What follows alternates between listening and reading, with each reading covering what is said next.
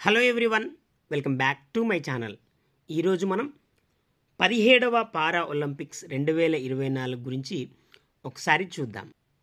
17వ పారా Olympics క్రీడలు పారిస్లో August 28న ప్రారంభమై September 8, 2024 వరకు జరిగాయి. ఒలింపిక్స్ ముగిసిన 2 వారాల తర్వాత పారిస్ వేదికగా ఆగస్టు 28 నుంచి దివ్యాంగ క్రీడాకారులు పోటీపడే పారిస్ ఒలింపిక్స్ ప్రారంభమయ్యాయి. సెప్టెంబర్ 8న ఇవి ముగిశాయి. ఒలింపిక్స్ ప్రారంభోత్సవం పడవలపై మార్చ్ ఫాస్ట్ సాగితే పారిస్ ఒలింపిక్స్ మార్చ్ ఫాస్ట్ రహదారిపై జరిగింది. పారా ఒలింపిక్స్ 11 రోజులు నిర్వహించారు. పారా ఒలింపిక్ అనే పదం గ్రీక్ ప్రిపోజిషన్ పారా ఒలింపిక్స్ అనే పదాల నుంచి వచ్చింది. పారా ఒలింపిక్స్కు సమాంతరం కండర శక్తి, బలహీనమైన నిష్క్రియాత్మక కదలిక, అవయవ లోపం, కాలు పొడవు వ్యత్యాసం, అలెస్ అట్రెస్ అంటే మరుగుజ్జు తత్వంతో సహా ఇతర వర్గాల్లో ఒకదానికి సరిపోని అథ్లెట్లు, హైపర్టోనియా, అటాక్సియా, అథెటోసిస్, దృష్టిలోపం, మేధోపరమైన బలహీనత వంటి వర్గాల వారు ఈ క్రీడల్లో పాల్గొనవచ్చు. వీరిని పారా ఒలింపియన్స్ అంటారు. 1948లో ప్రారంభమైన ఈ ఒలింపిక్స్ అనగా 1948 జూలై 29న లండన్లో ఒలింపిక్స్ ప్రారంభోత్సవం రోజున డాక్టర్ లుడ్విగ్ గుట్మాన్ వీల్చైర్ అథ్లెట్ల కోసం మొదటిసారి ఈ పోటీని నిర్వహించారు. దీనికి అతను స్టోక్ మాండే విల్లే గేమ్స్ అని పేరు పెట్టాడు. ఈ క్రీడల్లో యుద్ధంలో గాయపడిన 16 మంది పురుషులు, మహిళలు ఆర్చరీలో పాల్గొన్నారు. ఆ తర్వాత స్టోక్ మాండే విల్లే గేమ్స్ పారా ఒలింపిక్స్గా మారాయి. పారా ఒలింపిక్స్ తొలిసారి 1960 రోమ్లో నిర్వహించగా 23 దేశాల నుంచి 400 మంది అథ్లెట్లు పాల్గొన్నారు. 1976లో పారా ఒలింపిక్ చరిత్రలో మొట్టమొదటిసారి వింటర్ పారా ఒలింపిక్ గేమ్స్ జరిగాయి. 1968లో టెల్ అవీవ్లో జరిగిన పారా ఒలింపిక్స్ భారతదేశం అరంగేట్రం చేసింది. 1968లో పారా ఒలింపిక్స్లో భారతదేశం అరంగేట్రం చేసింది. 1972లో పాల్గొని ఆ తర్వాత మళ్ళీ ఆడలేదు. 1984 నుంచి క్రమం తప్పకుండా పాల్గొంటుంది. 1972లో భారతదేశం తొలిసారి పారాలింపిక్స్లో మురళీకాంత్ పేట్కర్ స్విమ్మింగ్ 50 మీటర్లు ఫ్రీ స్టైల్లో బంగారు పథకాన్ని గెలుచుకున్నాడు. ఆ తర్వాత 2020 టోక్యో పారా ఒలింపిక్స్లో భారత్ 5 స్వర్ణాలు, 8 రజతాలు, 6 కాంస్య పథకాలతో 24వ స్థానంలో నిలిచింది.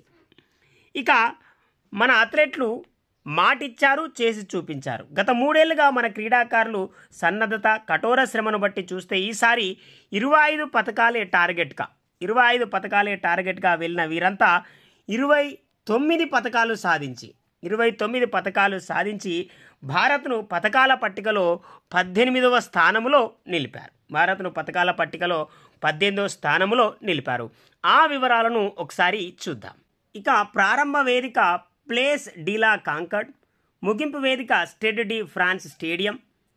అంతర్జాతీయ పారా ఒలింపిక్ సంఘం అధ్యక్షుడు ఆండ్రూ పార్సన్ బ్రెజిల్, ఉపాధ్యక్షుడు డువాన్ కాలే న్యూజిలాండ్. ఇక భారత పారా ఒలింపిక్ సంఘం అధ్యక్షుడు దేవేంద్ర జుజూరియా, ఉపాధ్యక్షుడు సత్యప్రకాష్. ఈ క్రీడల్లో 168 దేశాల నుంచి 4463 మంది అథ్లెట్లు 22 క్రీడల్లో 549 క్రీడాంశాల్లో పాల్గొన్నారు. ఇక భారత్ నుంచి పాల్గొన్న క్రీడలు 12, క్రీడాంశాలు 69, మొత్తం 84 మంది పాల్గొన్నారు. దీంట్లో పురుష అథ్లెట్లు 52 మంది, స్త్రీలు 32 మంది. ఈ క్రీడల ప్రారంభ వేడుకలకు భారత్ నుంచి భాగ్యశ్రీ యాదవ్, అథ్లెట్ సుమిత్ అంటిల్ పతాకదారులుగా వ్యవహరించగా, ముగింపు వేడుకలకు హర్విందర్ సింగ్, ప్రీతి పాల్లు పతాకదారులుగా వ్యవహరించారు. ఈ క్రీడల theme let's move and celebrate. క్రీడల నినాదం games wide open. Mascot France చారిత్రాత్మక సాంప్రదాయ టోపీలైన ఫ్రిజియన్ క్యాప్స్ను ఫ్రాన్స్ జాతీయ చిహ్నంలోని ఎరుపు, తెలుపు, నీలం రంగులతో రూపొందించారు.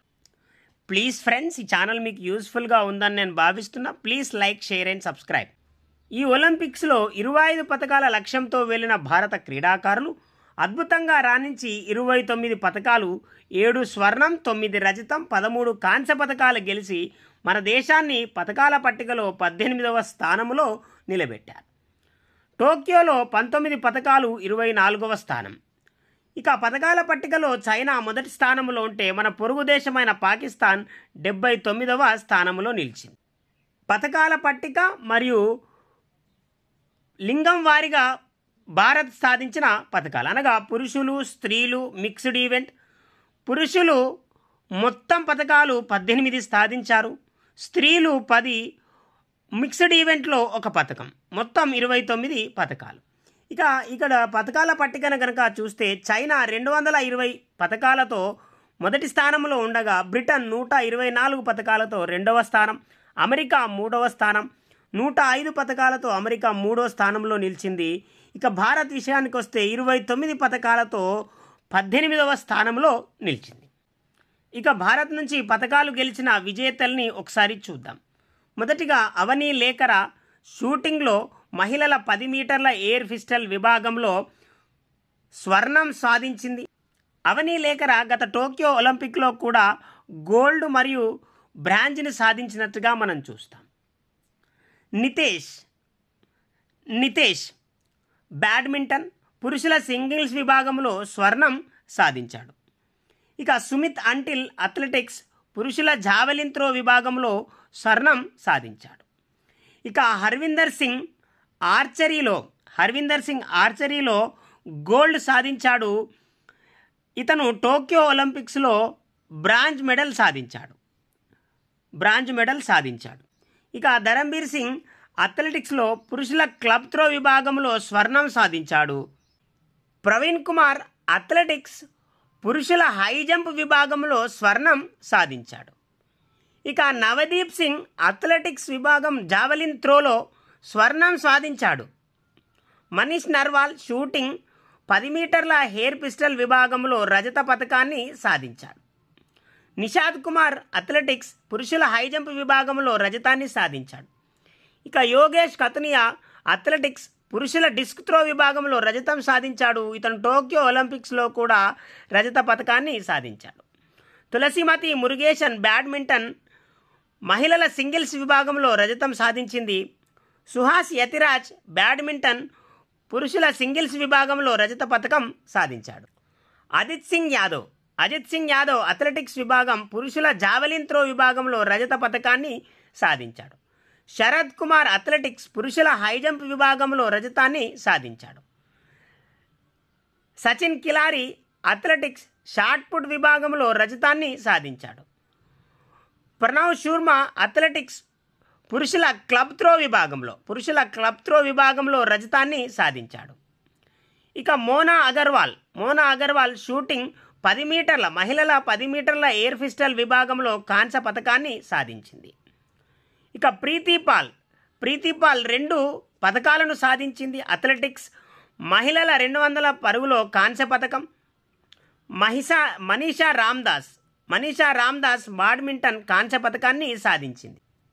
శీతల్ దేవి మరియు రాకేష్ కుమార్ మిక్స్డ్ ఈవెంట్లో ఆర్చరీ కాంస్య పతకాన్ని సాధించారు. శీతల్ దేవి మరియు రాకేష్ కుమార్ మిక్స్డ్ ఈవెంట్లో కాంస్య పతకాన్ని సాధించారు. నిత్యశ్రీ సుమతి శ్రీవన్ బ్యాడ్మింటన్లో మహిళల సింగిల్స్ విభాగంలో కాంస్య పతకాన్ని సాధించింది. ఇక తెలంగాణకు చెందిన దీప్తి జీవాంది అథ్లెటిక్స్ 400 మీటర్ మహిళల 400 మీటర్ T20 పరుగులో కాంస్య పతకాన్ని సాధించింది. ఇక వరుసగా పారా ఒలింపిక్స్లో మూడు పతకాలు సాధించిన వ్యక్తిగా మరియప్పన్ తంగవేలు రికార్డు సృష్టించాడు. ఇతను 2016లో గోల్డ్ సాధించాడు. అలాగే టోక్యో ఒలింపిక్స్లో సిల్వర్, ఇప్పుడు 2024లో కాంస్య పతకాన్ని సాధించాడు. ఇక గుర్జర్ సుందర్ సింగ్ అథ్లెటిక్స్ పురుషుల జావెలిన్ త్రో విభాగంలో కాంస్య పతకం. కపిల్ ఫర్మార్ జూడోలో కాంస్య పతకాన్ని సాధించాడు. సేమా హోటోజీ అథ్లెటిక్స్ షాట్ పుట్ విభాగంలో కాంస్య పతకం. సిమ్రాన్ అథ్లెటిక్స్ మహిళల 200 మీటర్ల పరుగులో కాంస్య పతకం సాధించింది. ఇక రుబీనా ఫ్రాన్సిస్ షూటింగ్ మహిళల ఎయిర్ పిస్టల్ విభాగంలో కాంస్య పథకాన్ని సాధించింది. ఇక ప్రీతి పాల్ చివరి పథకం. ప్రీతి పాల్ మహిళల 100 మీటర్ విభాగంలో కాంస్య పథకాన్ని సాధించింది. మహిళల 100 మీటర్ T35 విభాగంలో ప్రీతి పాల్ కాంస్య పథకాన్ని సాధించింది. చూడండి, ఇప్పటి వరకు పారా ఒలింపిక్స్లో భారత్ సాధించిన పథకాలు ఒకసారి చూద్దాం. 1972లో ఒక పథకం, 1984లో 4, 2004లో 2, ఇలా 2016 రియో ఒలింపిక్స్లో 4, 2020 టోక్యో ఒలింపిక్స్లో 19, ఇక 2024 ప్యారిస్ పారా ఒలింపిక్స్లో 29 పథకాలతో అద్భుతంగా రాణించి పథకాల పట్టికలో 18వ స్థానంలో నిలిచింది. 18వ స్థానంలో నిలిచింది. ఇది ఫ్రెండ్స్ 2024 పారా ఒలింపిక్స్ గురించిన కొంత సమాచారం. ఇది మీకు యూస్ఫుల్గా ఉందని నేను భావిస్తున్నా friends. Please like, share and subscribe to my channel. Thank you very much guys.